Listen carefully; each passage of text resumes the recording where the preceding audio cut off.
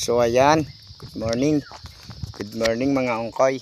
Nandito po tayo ngayon sa aming bukid kung saan magpapakita ko sa inyo ang tinanim kong mga gulay na kunti lang ang tumubo. Mga ka-ungkoy, dito po tayo ngayon sa kalagitnaan ng aming kaingin. May tinanim, ngunit parang hirap paniwalaan na ganito lang yung tumubo. Ito naman yung aming mga palay na matapos na ganyan ang mangyari, maliliit lang o konti lang ang tumubo. Tinaniman ko ng mga saging. Ayan, maraming saging yan.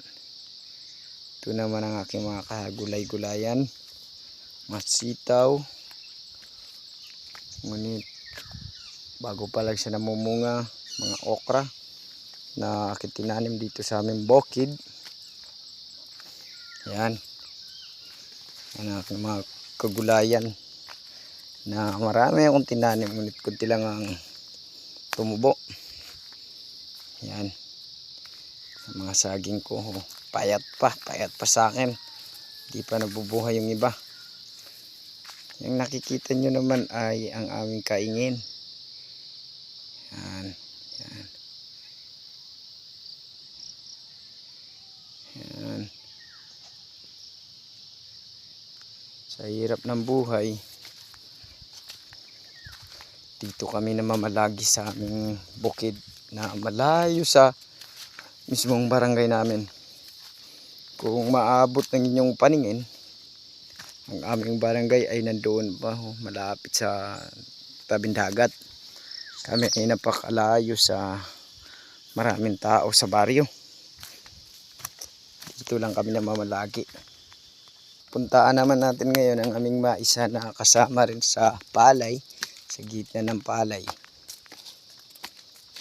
Yan mga ungkoy, ang aking maisa na itinanim. Ikut-ikutin po natin yan ngayon.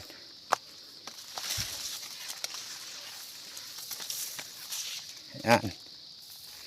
Ang kalaban namin dito ay maraming mga animals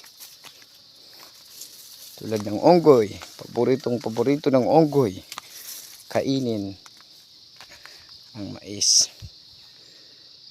Yan, yun ang aming barangay, pakalayo. Ito naman ang pupuntahan naman natin ang matagal ko nang ginagawang bahay, mahigit 3 taon na hindi ko pa natapos. 3 taon dahil sa hirap ng buhay, hindi ko pa natapos. Mahirap kasi ako mahirap pa sa daga. Minsan nga damit na lang ang aking kinakain. Yan.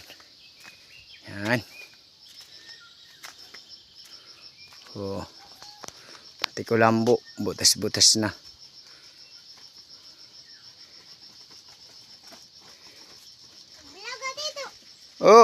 Pagblagaw. Hiyak ko pa. Yan si Dusi. Yan.